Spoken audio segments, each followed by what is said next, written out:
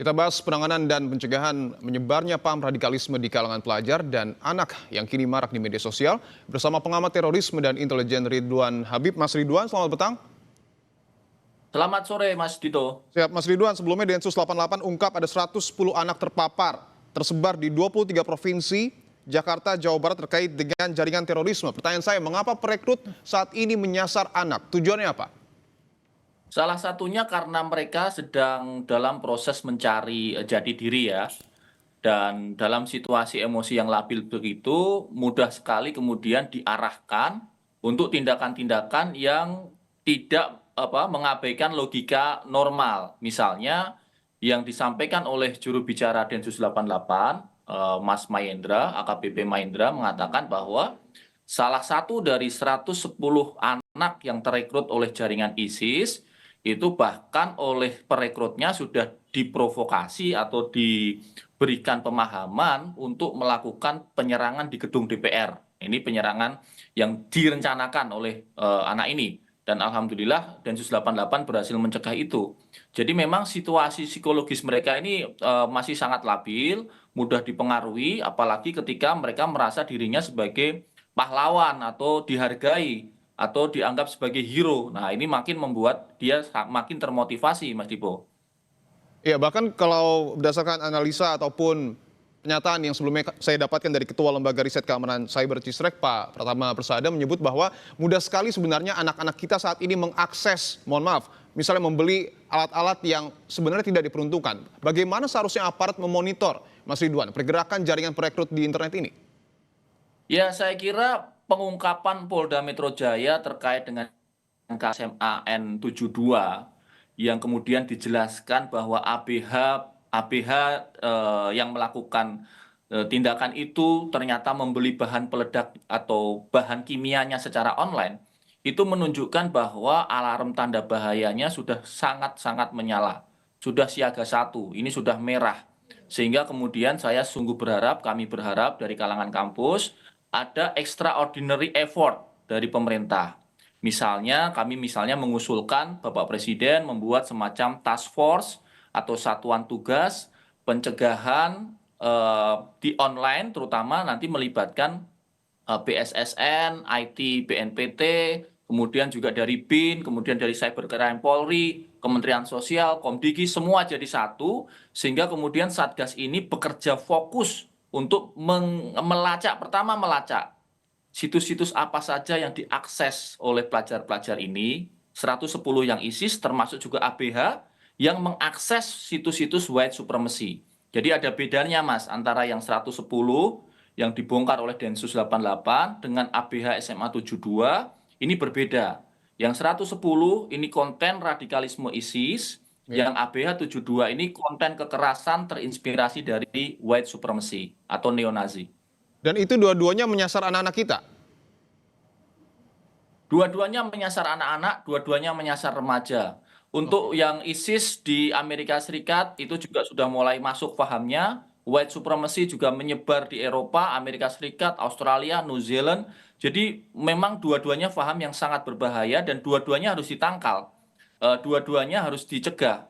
Situs-situs yang kemudian mengarahkan anak-anak kita untuk mengakses itu harus ditutup. Harus ditutup ya? Nah, supaya pemerintah ini ya harus ditutup, supaya Oke. pemerintah ini punya kekuatan hukum, saya kira sudah saatnya disahkan rancangan undang-undang keamanan dan ketahanan cyber. Oke, karena yang menarik juga ABH ini tidak hanya mendapatkan bahan baku di internet, tapi yang menjadi pertanyaan adalah apakah semudah itu membuat bom tanpa ada yang membimbingnya? Betul, apalagi dia membelinya kan secara bertahap, satu persatu. Jadi membeli bahan kimianya dulu, kemudian membeli pakunya dulu. Jadi ini perencanaan, Mas. ABH ini melakukan perencanaan dan tentu saja kita skeptis kalau itu hanya dilakukan oleh dia sendiri. Walaupun anak ini cerdas karena dia pernah ikut lomba karya ilmiah dan sebagainya. Tetapi kita harus skeptis bahwa ada semacam tanda petik mentor online, itu bisa di luar negeri ya, bisa di luar negeri, belum tentu orang Indonesia, yang kemudian memandu dia tahap demi tahap. Ya. Bahan apa yang harus dibeli, berapa takarannya, dan seterusnya. Nah ini yang saya kira harus bongkar. Saya mendukung Polda Metro Jaya yang terus mendalami kasus ini, sehingga nanti ketemu tuh jejaring-jejaring yang kemudian menginspirasi si ABH ini. Tapi kalau menurut Anda, Mas Ridwan, apakah hanya, mohon maaf, 110 anak yang kemudian terpapar tersebar di 23 provinsi atau jangan-jangan fenomena ini adalah fenomena gunung es? Oh, kalau ISIS gunung es itu kan baru yang diketahui baru 110. Tetapi kan sebenarnya yang saya dengar Densus 88 juga sedang mengejar orang-orang dewasa lain. Yang ketangkap kan yang orang dewasa 5. Ya. Yang anak-anak itu 110 dibina. Yang sementara yang 5 ini tentunya punya komplotan juga ini. Ada sekitar 70 orang yang sedang dikejar oleh Densus 88 yang mereka ini memang sengaja menyasar anak-anak usia 15 bahkan 14, 13, 12 sampai 18 tahun untuk kemudian mereka rekrut mulai dari platform terbuka dari Facebook dulu. Begitu mereka terpancing di situ, terpancing untuk berkomentar, dibawa ke platform yang lebih tertutup, misalnya Discord, 4chan, aplikasi Telegram dan seterusnya. Jadi ini masih banyak, Mas. Ini fenomena gunung es. Oke, sebagai bahan sosialisasi untuk orang tua, analisa Anda seperti apa sebenarnya komunikasi yang dilakukan oleh perekrut sehingga anak-anak kita dalam tanda kutip mudah untuk kemudian dipengaruhi? Mereka tidak akan bisa merekrut di platform terbuka. Jadi kalau kemudian adik-adik kita, anak-anak kita ini sudah mempunyai grup chat tertutup, ya, grup chat tertutup misalnya Discord, 4chan atau aplikasi Telegram, grup Telegram. Nah, ini mulai indikasi tuh. Indikasi bahwa dia mengarah kepada satu pembicaraan kelompok tertutup yang bisa mengarah kepada kejahatan. Baik itu radikalisme ISIS maupun radikalisme white supremacy atau neonazi. Jadi saya kira pertama tentu pengawasan platform terbukanya, tapi yang kedua mulai curiga, mulai ditanya ketika adik-adik kita, anak-anak kita mengakses platform chat tertutup yang kita tidak tahu gitu. Jadi ini saya kira jadi indikasi awal. Oke, perlukah pembatasan usia mungkin untuk kemudian anak-anak kita jika ingin mengakses media sosial? Saya kira perlu ya, tentu saja dengan regulasi yang baik, saya kira perlu. Dan itu tujuannya saya kira untuk menyelamatkan masa depan Indonesia. Nah, makanya memang sudah saatnya disahkan rancangan Undang-Undang Keamanan dan Ketahanan Cyber. Jika undang-undang ini nanti disahkan, RUU KKS ini disahkan, maka pemerintah, terutama dalam hal ini Badan Cyber dan Sandi Negara, dia akan mempunyai kekuatan yang lebih powerful untuk kemudian misalnya memaksa website-website itu, memaksa penyedia aplikasi untuk mengikuti koridor hukum Indonesia. Terakhir mungkin Mas Ridwan, singkat saja, apakah mungkin ada peran dari sekolah yang bisa dimaksimalkan dalam hal ini? Oh, wajib. Saya kira peran sekolah itu justru paling pertama, Mas. Jadi mereka juga harus melakukan patroli online, termasuk juga guru bimbingan konseling jangan menunggu. Jangan menunggu anak curhat, tapi datangi di kelas, tanya masalahnya, sehingga kemudian anak ini menjadi nyaman dan tidak mencari jawaban dari platform-platform tertutup yang orangnya tidak jelas. Website-website yang bahaya itu. Oke, Mas, saya ingin tanyakan lagi, apakah mudah untuk kemudian mencirikan anak yang sudah terpapar radikalisme? Tentu memang tidak mudah.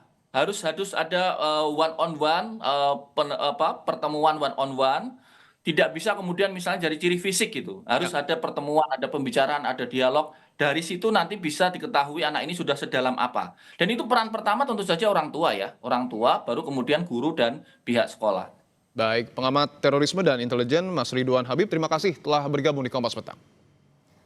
Terima kasih, Mas. Tetap bersama kami, Kementerian Kesehatan Gaza mengatakan serangan Israel pada hari Rabu lalu telah menewaskan 25 warga Palestina dan melukai 77 orang.